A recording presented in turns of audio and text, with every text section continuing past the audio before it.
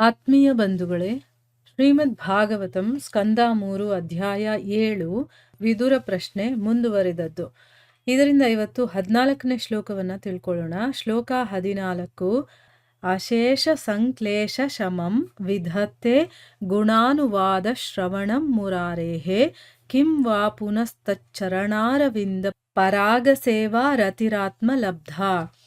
ಅನುವಾದ: ದೇವೋತ್ತಮ ಪುರುಷನಾದ ಶ್ರೀಕೃಷ್ಣನ ದಿವ್ಯ ನಾಮ ರೂಪ ಮುಂತಾದವುಗಳ ಸಂಕೀರ್ತನ ಶ್ರವಣಗಳಿಂದಷ್ಟೇ ಅಪಾರವಾದ ವಿಪತ್ತುಗಳ ಶಮನವನ್ನು ಸಾಧಿಸಬಹುದು ಅಂದ ಮೇಲೆ ಭಗವಂತನ ಪಾದ ಕಮಲಗಳ ಪರಾಗ ಸೌರಭದ ಸೇವೆಯಿಂದ ಆಕರ್ಷಿತರಾಗುವವರ ಬಗ್ಗೆ ಬೇರೆ ಹೇಳಬೇಕಾದ್ದೇನಿದೆ. ಇದು ಶ್ಲೋಕ ಮತ್ತೆ ಅದರ ಅನುವಾದ. ಈಗ ಭಾವಾರ್ಥದ ಮೂಲಕ ನಾವು ಇದನ್ನು ಅರ್ಥ ಮಾಡ್ಕೊಳ್ಳೋದಕ್ಕೆ ಪ್ರಯತ್ನ ಮಾಡೋಣ. ಹೋದ ಭಾಗದಲ್ಲಿ ನಾವೇನು ತಿಳ್ಕೊಂಡ್ವಿ? ಮೈತ್ರೇಯರು ಹೇಳ್ತಾರೆ, ದೇವೋತ್ತಮ ಪುರುಷನಾದಂತಹ ದ್ರಷ್ಟಾರ ಅಂದರೆ ನೋಡ್ತಾ ಇರುವಂಥವನು ಸಾಕ್ಷಿಯಾಗಿ ಅಂಥ ಪರಮಾತ್ಮನಲ್ಲಿ ಇಂದ್ರಿಯಗಳು ತೃಪ್ತವಾದಾಗ, ಆ ಭಗವಂತನಲ್ಲಿ ಲೀನವಾದಾಗ, ಗಾಢ ನಿದ್ದೆಯಲ್ಲಿ ಮಲಗಿ ನಾವು ಎದ್ದಾಗ ಹೇಗಿರುತ್ತೋ ಹಾಗೆ ಎಲ್ಲ ವಿಪತ್ತುಗಳು ಕೂಡ ಪೂರ್ಣವಾಗಿ ನಾಶವಾಗತ್ತೆ ಅಂತ ತಿಳ್ಕೊಂಡ್ವಿ. ಈಗ ಈ ಶ್ಲೋಕದಲ್ಲಿ ಏನು ಹೇಳ್ತಾ ಇದ್ದಾರೆ ಅಂತ ತಿಳ್ಕೊಳ್ಳೋಣ. ದೇವೋತ್ತಮ ಪುರುಷನಾದ ಶ್ರೀಕೃಷ್ಣನ ದಿವ್ಯವಾದಂತಹ ನಾಮ ರೂಪ ಇದರ ಎಲ್ಲದರ ಸಂಕೀರ್ತನೆ ಮಾಡೋದು ಅಥವಾ ಶ್ರವಣ ಮಾಡೋದು, ಅಂದರೆ ನಾವು ಹಾಡೋದು ಅಥವಾ ಕೇಳೋದು, ಇದರಿಂದಾನೇ ಬೇಕಾದಷ್ಟು ವಿಪತ್ತುಗಳನ್ನು ನಾವು ಶಮನ ಮಾಡ್ಬೋದು, ಅಂದರೆ ದೂರ ಮಾಡ್ಕೋಬೋದು. ಅಂಥ ಸಾಧನೆಯನ್ನು ಬರೀ ಭಗವಂತನ ನಾಮ ರೂಪ ಇದನ್ನು ಸಂಕೀರ್ತನೆ ಮಾಡೋದು ಅಂದರೆ ಅರ್ಥ ಏನು? ಭಗವಂತನ ವಿಚಾರಗಳನ್ನು ಕೇಳೋದು ಅಥವಾ ಹೇಳೋದು, ಅದು ಭಜನೆಯ ಮೂಲಕ ಆಗಿರ್ಬೋದು, ಅವನ ಲೀಲೆಗಳನ್ನು ಕೇಳೋದಾಗಿರ್ಬೋದು, ಹೇಳೋದಾಗಿರ್ಬೋದು. ಅದರ ಮೂಲಕನೇ ನಾವು ಬೇಕಾದಷ್ಟು ವಿಪತ್ತುಗಳನ್ನು ದೂರ ಮಾಡ್ಕೊಳ್ಬೋದು.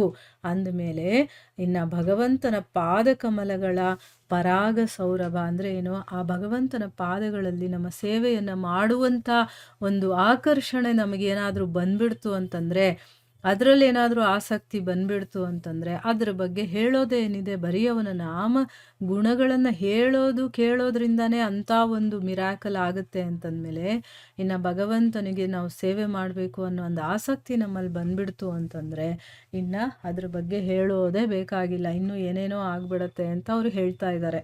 ಈಗ ಭಾವಾರ್ಥದಲ್ಲಿ ಗುರುಗಳೇನು ಹೇಳಿದ್ದಾರೆ ಅಂತ ತಿಳ್ಕೊಳ್ಳೋಣ. ವೈದಿಕ ಗ್ರಂಥಗಳ ಬೋಧನೆಯಲ್ಲಿ ಐಹಿಕ ಇಂದ್ರಿಯಗಳ ನಿಗ್ರಹವನ್ನು ಕುರಿತಂತೆ 2 ವಿಧಾನಗಳನ್ನು ಹೇಳಲಾಗಿದೆ. ಅವುಗಳಲ್ಲೊಂದು ಜ್ಞಾನ ಪ್ರಕ್ರಿಯೆ, ಅಂದರೆ ಪರಬ್ರಹ್ಮ ಪರಮಾತ್ಮ ಮತ್ತು ಭಗವಂತನನ್ನು ತಾತ್ವಿಕವಾಗಿ ಅರಿಯುವ ಮಾರ್ಗ. ಇನ್ನೊಂದು ಭಗವಂತನ ಅಲೌಕಿಕ ಪ್ರೇಮಮಯ ಭಕ್ತಿ ಸೇವೆಯಲ್ಲಿ ನೇರವಾಗಿ ತೊಡಗುವುದು. ಅತಿ ಪ್ರಸಿದ್ಧವಾದ ಈ 2 ನೇರವಾಗಿ ತೊಡಗುವುದು ಅಂದರೆ ಅರ್ಥ ಏನು? ವೇದ ಗ್ರಂಥಗಳಲ್ಲಿ ಏನು ಹೇಳಿದ್ದಾರೆ? ನಮ್ಮ ವೈದಿಕ ಗ್ರಂಥಗಳು ಅಂದರೆ ಏನು? ವೇದಗಳು ಅಂತ ಅರ್ಥ. ಅದರಲ್ಲಿ ಏನು ಹೇಳಿದ್ದಾರೆ ಅಂತಂದರೆ, ನಮ್ಮ ಈ ಐಹಿಕ ಇಂದ್ರಿಯಗಳನ್ನು ಹೇಗೆ ಕಂಟ್ರೋಲ್ ಮಾಡೋದು ಅದರ ಬಗ್ಗೆ ಮುಖ್ಯವಾಗಿ 2 ವಿಧಾನಗಳನ್ನು ಹೇಳಿದ್ದಾರೆ. ಬೇಕಾದಷ್ಟು ವಿಧಾನಗಳಿದೆ, ಆದರೆ ಅದರಲ್ಲಿ ಮುಖ್ಯವಾಗಿರುವಂಥದ್ದು 2. ಯಾವುದು? ಜ್ಞಾನಯೋಗ ಭಕ್ತಿಯೋಗ ಅಂತ ಅರ್ಥ. ಅದರಲ್ಲಿ ಮೊದಲನೇದು ಯಾವುದು? ಜ್ಞಾನ ಪ್ರಕ್ರಿಯೆ ಅಂದರೆ ಅರ್ಥ ಏನು? ಬ್ರಹ್ಮ, ಪರಬ್ರಹ್ಮ, ಪರಮಾತ್ಮ ಮತ್ತು ಭಗವಂತ, ಈ 3 ಭಗವಂತನ ವಿವಿಧ ರೂಪಗಳಿದೆ, ಆಯಿತಾ? ಇದನ್ನು 3 ಸ್ಟೇಜ್ ಅಂತ ಕೂಡ ಕರಿಬೋದು ನಾವು ಅರ್ಥ ಮಾಡ್ಕೊಳ್ಳೋದಕ್ಕೆ. ಈ 3ಅನ್ನು ನಾವು ತಾತ್ವಿಕವಾಗಿ ಹೇಗೆ ತಿಳ್ಕೊಳ್ಳೋದು? ಬ್ರಹ್ಮ, ಪರಬ್ರಹ್ಮ ಅಂದರೆ ಏನು? ಪರಮಾತ್ಮ ಅಂತಂದರೆ ಯಾರನ್ನು ಕರಿತಾ ಇದ್ದಾರೆ, ಏನು ಅದರ ಅರ್ಥ? ಭಗವಂತ ಅಂತಂದರೆ ಯಾರು, ಏನು? ಅದನ್ನೆಲ್ಲ ತಿಳ್ಕೊಳ್ಳುವಂಥ ಒಂದು ಮಾರ್ಗ, ತಾತ್ವಿಕವಾಗಿ ತಿಳ್ಕೊಳ್ಳುವಂಥದ್ದು. ಇನ್ನೊಂದು ಮಾರ್ಗ ಏನು ಅಂತಂದರೆ ಭಗವಂತನ ಅಲೌಕಿಕವಾಗಿರುವಂಥದ್ದು, ಲೌಕಿಕ ಪ್ರೀತಿ ಅಲ್ಲ, ಆಯಿತಾ? ಆ ರೀತಿಯ ಪ್ರೀತಿಯಿಂದ ಭಕ್ತಿ ಸೇವೆಯಲ್ಲಿ ನಾವು ಭಗವಂತನ ಜೊತೆ ನೇರವಾಗಿ ಅವನಿಗೆ ಸೇವೆ ಮಾಡೋದಕ್ಕೆ ತೊಡಗ್ತೀವಲ್ವ, ಅದು. ಈ 2 ಕೂಡ ತುಂಬ ಇಂಪಾರ್ಟೆಂಟು. 2 ಮಾರ್ಗಗಳಿದೆ, ಒಂದು ಜ್ಞಾನ ಮಾರ್ಗ, ಒಂದು ಭಕ್ತಿ ಮಾರ್ಗ ಅಂತಂದ್ಬಿಟ್ಟು. ಅತಿ ಪ್ರಸಿದ್ಧವಾದ ಈ 2 ವಿಧಾನಗಳಲ್ಲಿ ಭಕ್ತಿ ಸೇವೆಯ ಮಾರ್ಗವು ಅತ್ಯುತ್ತಮವಾದದ್ದೆಂದು ಇಲ್ಲಿ ಪ್ರಬೋಧಿತವಾಗಿದೆ. ಏಕೆಂದರೆ ಭಕ್ತಿ ಸೇವೆಯ ಮಾರ್ಗದಲ್ಲಿ ಪುಣ್ಯಕರ್ಮಗಳ ಕಾಮ್ಯ ಫಲದ ಪ್ರಾಪ್ತಿಗಾಗಿ ಅಥವಾ ಜ್ಞಾನದ ಫಲಕ್ಕಾಗಿ ಕಾಯಬೇಕಾಗಿಲ್ಲ. ಇಲ್ಲೇನು ಹೇಳ್ತಾ ಇದ್ದಾರೆ ಗುರುಗಳು, ಇಲ್ಲಿ ಮೈತ್ರೇಯ ಮುನಿಗಳು ಹೇಳಿರುವಂಥ ಮಾತು ಏನು ಅಂತಂದರೆ, 2 ಮಾರ್ಗಗಳಲ್ಲಿ ಅತ್ಯುತ್ತಮವಾದದ್ದು ಯಾವುದು ಅಂತಂದರೆ ಭಕ್ತಿ ಮಾರ್ಗ ಅಂತ ಹೇಳ್ತಾ ಇದ್ದಾರೆ. ಅಂದರೆ ಭಗವಂತನನ್ನು ಭಕ್ತಿಯಿಂದ ಸೇವೆ ಮಾಡುವಂಥದ್ದು. ಯಾಕೆ ಅಂತಂದರೆ ಈ ಒಂದು ಭಕ್ತಿ ಸೇವೆಯ ಮಾರ್ಗದಲ್ಲಿ ಈಗ ನಾವು ಏನಾದರೂ ಪುಣ್ಯಕರ್ಮಗಳನ್ನು ಮಾಡಿರ್ತೀವಲ್ವ, ಅದರ ಒಂದು ಫಲ ಬರುತ್ತೆ ಅಂತ ಕಾಯ್ತೀವಲ್ವ, ಅದಕ್ಕೆ ಕಾಯಬೇಕಾಗಿಲ್ಲ. ಅಥವಾ ಜ್ಞಾನದ ಫಲಕ್ಕೂ ಕೂಡ ಈಗ ನಾನು ತಿಳ್ಕೊಂಡಿದ್ದೀನಿ, ಅದಕ್ಕೇನೋ ಒಂದು ಫಲ ಬರುತ್ತಲ್ಲ, ಅದಕ್ಕೋಸ್ಕರ ಕಾಯಬೇಕಾಗಿಲ್ಲ ಅಂತ ಹೇಳ್ತಾ ಇದ್ದಾರೆ.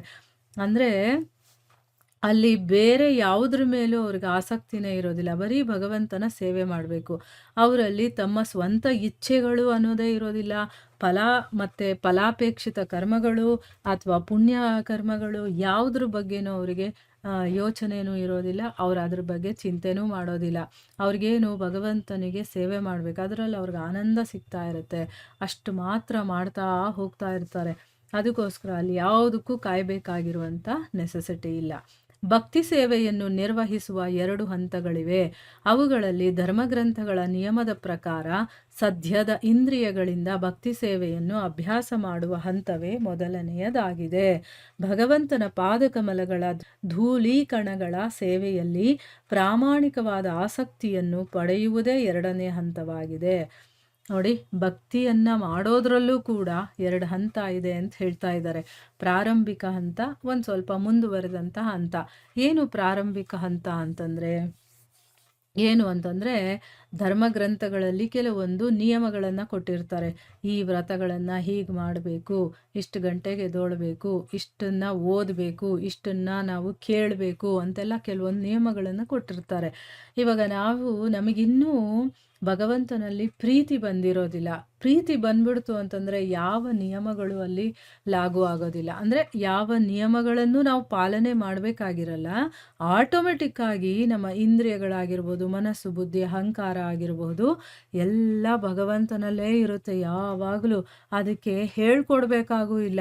ಟೈಮ್ ಆಯಿತು ಇವಾಗ ಕೂತ್ಕೊಂಡು ಕೇಳು, ಅಥವಾ ಟೈಮ್ ಆಯಿತು ಎದೋಳು, ಬೆಳಗ್ಗೆ ಈಗ ಜಪ ಮಾಡಬೇಕು, ಈಗ ಪೂಜೆ ಮಾಡಬೇಕು, ಇಷ್ಟು ಸರಿ ನಾನು ಓದಬೇಕು, ಅಥವಾ ಈ ಧರ್ಮಗ್ರಂಥವನ್ನು ಕೇಳಬೇಕು, ನಾನು ಸತ್ಸಂಗದಲ್ಲಿ ಭಾಗಿಯಾಗಬೇಕು, ಇದು ಯಾವುದೂ ಇರೋದಿಲ್ಲ. ಆಟೋಮೆಟಿಕ್ಕಾಗಿ ಅವನಿಗೆ ಆ ಭಗವಂತನಲ್ಲೇ ಆಸಕ್ತಿ ಇರುತ್ತೆ. ಅಂದಮೇಲೆ ಅವ್ರಿಗೆ ಯಾವುದೇ ನಿಯಮ ನಿಬಂಧನೆಗಳು, ಯಾವ ಧರ್ಮಗ್ರಂಥಗಳು ಏನೂ ಬೇಕಾಗೋದಿಲ್ಲ.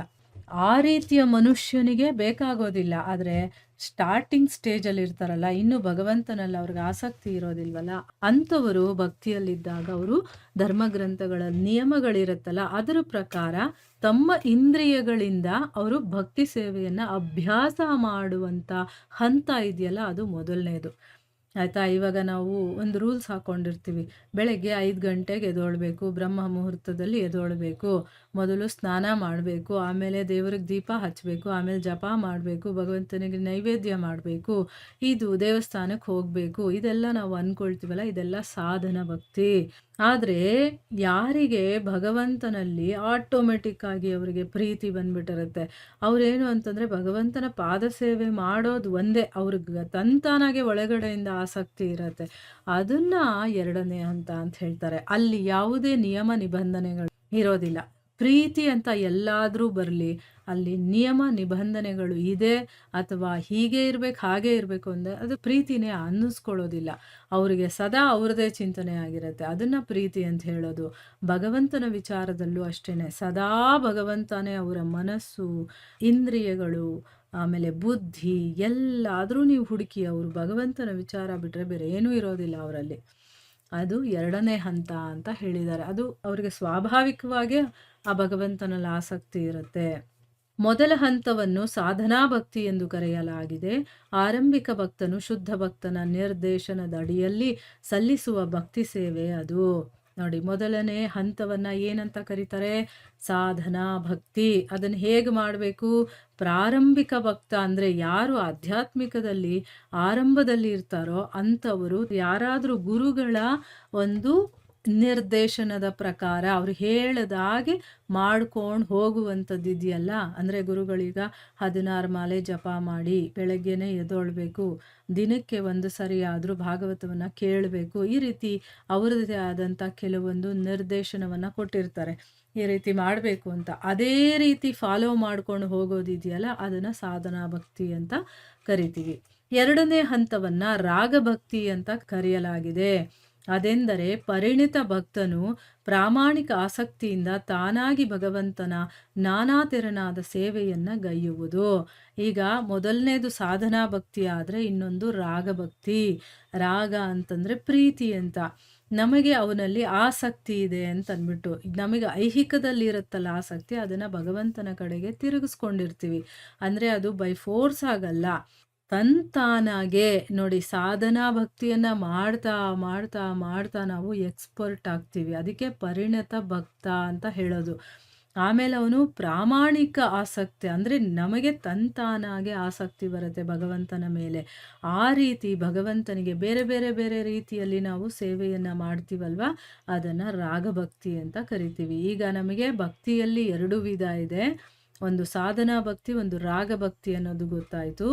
ಮತ್ತು ನಮ್ಮ ಇಂದ್ರಿಯಗಳನ್ನು ನಿಗ್ರಹ ಮಾಡೋದಕ್ಕೆ 2 ವಿಧಾನಗಳಿದೆ. ಒಂದು ಜ್ಞಾನ ಪ್ರಕ್ರಿಯೆ, ಇನ್ನೊಂದು ಪ್ರೇಮಮಯವಾದಂಥ ಭಕ್ತಿ ಅನ್ನೋದು ಕೂಡ ಗೊತ್ತಾಯಿತು. ಅದರಲ್ಲಿ ಭಕ್ತಿಗೆ ತುಂಬ ಇಂಪಾರ್ಟೆನ್ಸ್ ಇದೆ ಅಂತ ಇಲ್ಲಿ ಮೈತ್ರೇಯ ಮಹರ್ಷಿಗಳು, ಅಂದರೆ ಅದೇ ಅತ್ಯುತ್ತಮವಾಗಿರೋದು ಭಕ್ತಿ ಅನ್ನೋದು ಅಂತ ಹೇಳಿದ್ರು. ಆ ಭಕ್ತಿಯಲ್ಲಿ 2 ವಿಧಾನ, ಸಾಧನಾ ಭಕ್ತಿ ಮತ್ತು ರಾಗಭಕ್ತಿ.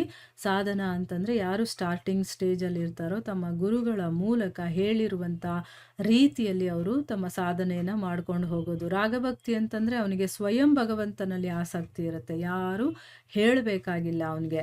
ಆ ರೀತಿ ತಂತಾನಾಗಿ ಅವನು ಬೇಕಾದಷ್ಟು ಸೇವೆಗಳನ್ನು ಮಾಡ್ಕೊಂಡು ಹೋಗ್ತಾ ಇರ್ತಾನೆ. ಮಹರ್ಷಿ ಮೈತ್ರೇಯರು ಈಗ ವಿದುರನ ಎಲ್ಲ ಪ್ರಶ್ನೆಗಳಿಗೆ ಅಂತಿಮ ಉತ್ತರವನ್ನು ಕೊಡುತ್ತಿದ್ದಾರೆ.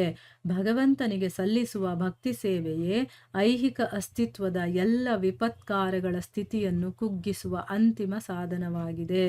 ನೋಡಿ, ಇಲ್ಲಿ ಮೈತ್ರೇಯ ಮಹರ್ಷಿಗಳು ವಿದುರರು ಕೇಳ್ತಾರಲ್ವಾ, ಆ ಪ್ರಶ್ನೆಗೆ ಇಲ್ಲಿ ಉತ್ತರವನ್ನು ಅಂತಿಮವಾಗಿ ಕೊಡ್ತಾ ಇದ್ದಾರೆ. ಏನು ಅಂತಂದರೆ, ಭಗವಂತನಿಗೆ ನಾವು ಪ್ರೀತಿಯಿಂದ ಭಕ್ತಿಯಿಂದ ಸೇವೆ ಮಾಡ್ತೀವಲ್ವಾ, ಆ ಸೇವೆನೇ ನಮ್ಮ ಎಲ್ಲ ಐಹಿಕ ಅಸ್ತಿತ್ವದ ವಿಪತ್ಕಾರಕ ಸ್ಥಿತಿ, ನಮಗೆ ಎಂತೆಂಥ ಸಿಚುವೇಶನೋ ಬರುತ್ತೆ ಅಲ್ವಾ, ಅದನ್ನು ಕಡಿಮೆ ಮಾಡುವಂಥ ಅಂತಿಮ ಸಾಧನ ಯಾವುದು ಅಂತಂದರೆ ಭಗವಂತನ ಸೇವೆ ಮಾಡೋದು ಅಂತ ಇಲ್ಲಿ ಹೇಳ್ತಾ ಇದ್ದಾರೆ. ಜ್ಞಾನ ಮಾರ್ಗ ಅಥವಾ ಯೌಗಿಕ ಕಸರತ್ತುಗಳ ಮಾರ್ಗವನ್ನು ಈ ಉದ್ದೇಶದ ಸಾಧನೆಗಾಗಿ ಸ್ವೀಕರಿಸಬಹುದು. ಆದರೆ ಅದು ಭಕ್ತಿ ಸೇವೆಯಿಂದ ಕೂಡಿರದಿದ್ದ ಪಕ್ಷದಲ್ಲಿ ಅವು ಅಪೇಕ್ಷಿತ ಫಲವನ್ನು ಕರುಣಿಸಲು ಅರ್ಹವಾಗಲಾರವು. ಅಂದರೆ ಅರ್ಥ ಇಲ್ಲಿ ಇನ್ನೂ ಬೇರೆ ಭಕ್ತಿಯನ್ನು ಬಿಟ್ಟು ಇನ್ನೂ ಬೇಕಾದಷ್ಟು ಮಾರ್ಗಗಳಿದೆಯಲ್ಲ, ಅದನ್ನೆಲ್ಲ ನಾವು ಸಾಧನೆಗೋಸ್ಕರ ಸ್ವೀಕಾರ ಮಾಡಬಹುದು. ಆದರೆ ಅದು ಭಕ್ತಿ ಇಲ್ಲ ಅಂತಂದರೆ ಅದರಲ್ಲೂ ಕೂಡ ಈಗ ಯೋಗ ಮಾರ್ಗ ಅಥವಾ ಜ್ಞಾನ ಮಾರ್ಗ ಇನ್ನೂ ಬೇಕಾದಷ್ಟು ಮಾರ್ಗಗಳಿದೆಯಲ್ಲ, ಅದನ್ನು ಮಾಡಿದ್ರೂ ಕೂಡ ಅದರಲ್ಲೂ ಭಕ್ತಿ ತುಂಬಿರಬೇಕು. ಇಲ್ಲ ಅಂತಂದರೆ ಭಗವಂತನಲ್ಲಿ ಪ್ರೀತಿನೇ ಇಲ್ಲ ಅಂತಂದಮೇಲೆ ಅದು ಹೇಗೆ ಸರಿಯಾಗೋದಕ್ಕೆ ಸಾಧ್ಯ? ಅದು ನಾವು ಅಂದ್ಕೊಂಡಿರುವಂಥ ಫಲವನ್ನು ಅದು ಕೊಡೋದಕ್ಕೆ ಸಾಧ್ಯನೇ ಇಲ್ಲ. ನಾವು ಯಾವುದೇ ಮಾರ್ಗಕ್ಕೆ ಹೋದರೂ ಕೂಡ ಅಲ್ಲಿ ಆ ಭಗವಂತನಲ್ಲಿ ನಮಗೆ ಪ್ರೀತಿ ಅನ್ನೋದು ಇರಲೇಬೇಕು, ಆಗಲೇ ನಮಗೆ ಅದರ ಒಂದು ರಿಸಲ್ಟು ಸಿಗುವಂಥದ್ದು ಅಂತ ಇಲ್ಲಿ ಹೇಳ್ತಾ ಇದ್ದಾರೆ. ಸಾಧನಾ ಭಕ್ತಿಯ ಅಭ್ಯಾಸದಿಂದ ರಾಗಭಕ್ತಿಯ ನೆಲೆಗೆ ಕ್ರಮವಾಗಿ ಏರಬಹುದು. ಪ್ರೇಮಮಯ ಅಲೌಕಿಕ ಸೇವೆಯಲ್ಲಿ ರಾಗಭಕ್ತಿಯ ಅನುಷ್ಠಾನದಿಂದ ಪರಮಶಕ್ತಿ ಸಂಪನ್ನನಾದ ಭಗವಂತನನ್ನು ನಿಗ್ರಹಿಸಬಹುದು. ಅಂದರೆ ಇಲ್ಲಿ ನಾವು ಸಾಧನಾ ಭಕ್ತಿ ಏನು ತುಂಬ ಕಡಿಮೆ ಅಂತ ಅನ್ಕೋಬಾರ್ದು. ಸಾಧನೆ ಮಾಡ್ತಾ ಮಾಡ್ತಾ ಮಾಡ್ತಾ ನಾವು ರಾಗಭಕ್ತಿಯ ಒಂದು ಸ್ಟೇಜ್ಗೆ ಹೋಗ್ಬೋದು ನಾವು, ಆಯಿತಾ. ಮೊದಲು ಸಾಧನೆಯಿಂದ ಶುರು ಮಾಡಿದಾಗ ಅದು ನಾವು ಚೆನ್ನಾಗಿ ಶ್ರದ್ಧೆ ಭಕ್ತಿಯಿಂದ ಮಾಡ್ತಾ ಮಾಡ್ತಾ ಮಾಡ್ತಾ ನಾವು ರಾಗಭಕ್ತಿಗೆ ಹೋಗ್ತೀವಿ. ಅಂದರೆ ಆಟೋಮೆಟಿಕ್ಕಾಗಿ ನಮಗೆ ಭಗವಂತನಲ್ಲಿ ಪ್ರೀತಿ ಅನ್ನೋದು ಬಂದ್ಬಿಡತ್ತೆ. ಆ ಪ್ರೀತಿಯಿಂದ ತುಂಬಿರುವಂತಹ ಅಲೌಕಿಕ ಸೇವೆಯನ್ನು ಮಾಡ್ತಾ ಮಾಡ್ತಾ ಆ ರಾಗಭಕ್ತಿಯ ಅನುಷ್ಠಾನದಿಂದ ಏನಾಗುತ್ತೆ, ಪರಮಶಕ್ತಿ ಸಂಪನ್ನನಾದ ಭಗವಂತನನ್ನು ಕೂಡ ನಾವು ನಿಗ್ರಹಿಸ್ಬೋದು, ಅವನು ಕೂಡ ಕಂಟ್ರೋಲ್ ಮಾಡಬಹುದು ಅಂತ ಹೇಳ್ತಾ ಇದ್ದಾರೆ. ಈಗ ನಾವು ಬೇಕಾದಷ್ಟು ಭಕ್ತರ ಜೀವನ ಚರಿತ್ರೆಗಳಲ್ಲಿ ನೋಡಿರ್ತೀವಿ ನಾವು. ಭಕ್ತರು ಹೇಳ್ದಾಗ ಭಗವಂತ ಕೇಳ್ತಾನೆ. ಆ ರೀತಿ ಆಗೋಗುತ್ತೆ. ಯಾಕೆ? ಭಗವಂತ ಭಕ್ತಿಗೆ ಅವನು ತನ್ನನ್ನೇ ಸಮರ್ಪಣೆ ಮಾಡ್ಕೊಂಡ್ಬಿಡ್ತಾನೆ. ಅವನನ್ನು ಕೂಡ ನಾವು ಕಂಟ್ರೋಲ್ ಮಾಡ್ಬೋದು ಭಗವಂತನನ್ನ. ಆಯಿತಾ? ಅಷ್ಟು ಶಕ್ತಿ ಆ ರಾಗ ಭಕ್ತಿಗಿದೆ ಅನ್ನೋದು ನಮ್ಗೆ ಇದರಿಂದ ಗೊತ್ತಾಗುತ್ತೆ. ನೋಡಿ, ಗುರುಗಳ ಮುಖಾಂತರ ನಮಗೆ ಎಷ್ಟು ವಿಷಯಗಳು ಗೊತ್ತಾಗುತ್ತೆ. ಅದಕ್ಕೆ ಒಬ್ಬ ಶುದ್ಧ ಭಕ್ತರ ಮೂಲಕ ನಾವು ಭಾಗವತವನ್ನು ಕೇಳಬೇಕು. ಆಗ ನಮಗೆ ಭಕ್ತಿಯ ಬಗ್ಗೆ ಕಂಪ್ಲೀಟಾಗಿ ಮಾಹಿತಿಗಳು ಸಿಗತ್ತೆ. ಇಲ್ಲಾಂದರೆ ಸುಮ್ಮನೆ ಓದ್ಕೊಂಡು ಹೋದರೆ ನಮಗೇನು ಅರ್ಥ ಆಗೋದಿಲ್ಲ ಅಲ್ವಾ? ಯಾಕಂದರೆ ಈಗ ಭಕ್ತಿಯಲ್ಲಿ ನಾವು ಮುಂದುವರಿಬೇಕು ಅಂತಂದರೆ ಈ ರೀತಿ ಓದೋದನ್ನು ಕಲಿಬೇಕು. ಏನು? ಅವ್ರು ಹೇಳಿರುವಂಥ ಭಾವಾರ್ಥ ಇರುತ್ತಲ್ಲ, ಅದನ್ನು ಚೆನ್ನಾಗಿ ಅರ್ಥ ಮಾಡ್ಕೊಳ್ಳೋದಕ್ಕೆ ಪ್ರಯತ್ನ ಮಾಡಬೇಕು. ಯಾಕೆಂದರೆ ಅವ್ರು ಆಲ್ರೆಡಿ ಆ ಸ್ಟೇಜನ್ನು ತಲುಪಿರ್ತಾರೆ, ಅವ್ರಿಗೆ ಅನುಭವ ಇರುತ್ತೆ, ಅದರಿಂದ ಭಕ್ತಿಯ ಬಗ್ಗೆ ಅವ್ರಿಗೆ ಗೊತ್ತಿರುತ್ತೆ. ಅದನ್ನು ನಮಗೆ ಹೇಳ್ತಾರೆ, ನಾವು ಅದನ್ನು ಅರ್ಥ ಮಾಡ್ಕೊಳ್ಳೋದಕ್ಕೆ ಪ್ರಯತ್ನ ಮಾಡಿದಾಗ ನಮಗೂ ಕೂಡ ಅದು ಬರುತ್ತೆ ಅನ್ನೋದು ಇದರಿಂದ ಅರ್ಥ ಆಗುತ್ತೆ. ಈಗ ನಮಗೆ ಸಾಧನಾ ಭಕ್ತಿ ಮತ್ತು ರಾಗಭಕ್ತಿ ಅಂದರೆ ಏನು, ಅದರಿಂದ ಏನಾಗುತ್ತೆ ಅನ್ನೋದೆಲ್ಲ ಈಗ ಗೊತ್ತಾಯ್ತಲ್ವಾ? ಇಲ್ಲಿಗೆ ನಾವು ನಿಲ್ಲಿಸೋಣ. ಹರೇ ಕೃಷ್ಣ.